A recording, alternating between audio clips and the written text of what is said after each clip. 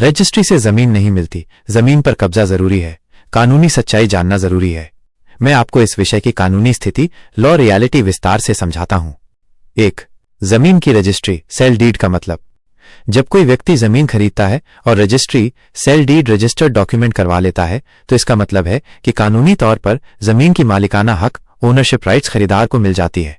यह जमीन की मालिकाना हक की दस्तावेजी मान्यता है। रजिस्ट्री होने के बाद खरीदार का नाम जमाबंदी, खतौनी, खसरा रिकॉर्ड में दर्ज होना चाहिए। परंतु सिर्फ रजिस्ट्री कराने से जमीन का कब्जा, पोजीशन, अपने आप नहीं मिलता। 2. जमीन पर कब्जे, पोजीशन की कानूनी अहमियत। भारतीय कानून में कब्जा और मालिकाना हक दोनों अलग बातें हैं। यदि जमीन आपके नाम रजिस्ट्री में है लेकिन कब्जा किसी और के पास है तो आप सिर्फ कानूनी मालिक, लीगल ओनर हैं, मगर जमीन का वास्तविक उपयोग जैसे खेती, मकान बनाना आदि आप नहीं कर पाएंगे। अदालतों ने कई मामलों में कहा है कि मालिक वही है जिसका नाम रजिस्ट्री व रिकॉर्ड में है, लेकिन वास्तविक लाभ वही उठा पाएगा जिसका कब्जा जमीन पर है। 3. सिर्फ रजिस्ट्री कराने के बाद क्या करना जरूरी है? 1. म्यूटेशन बाय नामांतरण, जमाबंदी में नाम दर्ज कराना। रजिस्ट्री के बाद अपने नाम राजस्व रिकॉर्ड, जमाबंदी, खतौनी, खसरा में चढ़वाना जरूरी है। यह साबित करता है कि आप न केवल कागजी मालिक हैं बल्कि सरकारी रिकॉर्ड में भी मालिक हैं। भारतीय पंजीकरण अधिनियम 1908, रजिस्ट्रेशन एक्ट 1908, धारा 17, अचल संपत्ति, जमीन जायदाद की बिक्री की रजिस्ट्री अनिवार्य, कंपलसरी है। धारा 49, बिना पंजीकरण, अनरजिस्टर्ड डीड, जमीन का हस्तांतरण, ट्रांसफर ऑफ प्रॉपर्टी मान्य नहीं होगा। मतलब रजिस्ट्री होने पर ही जमीन की कानूनी मालिकाना हक खरीदार को मिलता है।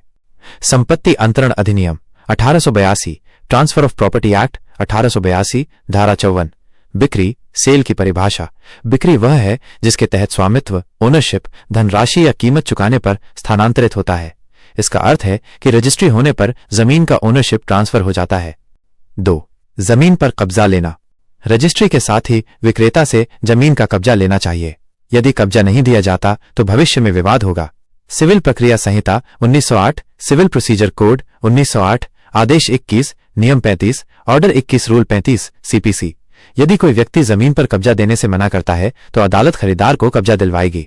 मतलब अगर रजिस्ट्री के बाद कब्जा नहीं मिलता तो अदालत से कब्जा दिलवाया जा सकता है। 3. सीमांकन, डिमार्केशन कराना। तहसील से जमीन का सीमांकन कराकर अपनी वास्तविक हिस्सेदारी जमीन पर कब्जे में लेना चाहिए। 4. अगर जमीन पर कब्जा न मिले तो क्या करें? 1. सिविल कोर्ट में वाद दायर करें, minus suit for possession under CPC, order 21, rule 35। 2. यदि तीसरा व्यक्ति अवैध कब्जा कर ले तो स्पेसिफिक रिलीफ एक्ट 1963 की धारा 5, मालिक को कब्जा दिलाने का अधिकार। धारा 6, अवैध कब्जा हटाने की प्रक्रिया। अगर विक्रेता रजिस्ट्री के बाद भी कब्जा नहीं देता तो खरीदार दीवानी न्यायालय, सिविल कोर्ट में कब्जा दिलाने की वाद, सूट फॉर पोजेशन दायर कर सकता है। अगर कोई तीसरा व्यक्ति कब्जा कर लेता है तो उसे अवैध कब्जाधारी, इलीगल ऑक्यूपेंट एनक्रोचर माना जाएगा और कोर्ट या राजस्व अधिकारी से कब्जा दिलवाने की प्रक्रिया करनी होगी। 5. निष्कर्ष, सच्चाई। रजिस्ट्री कराने से आप कानूनी मालिक बन जाते हैं। सिर्फ रजिस्ट्री से कब्जा अपने आप नहीं मिलता। जमीन पर वास्तविक अधिकार पाने के लिए रजिस्ट्री जोड़, नामांतरण जोड़, कब्जा तीनों जरूरी हैं। अगर कब्जा नहीं मिलता तो कानूनी कार्यवाही करनी पड़ती है। अगर जानकारी अच्छी हो तो कृपया YouTube चैनल RTI ऑनलाइन को सब्सक्राइब करें। धन्यवाद दोस्तों।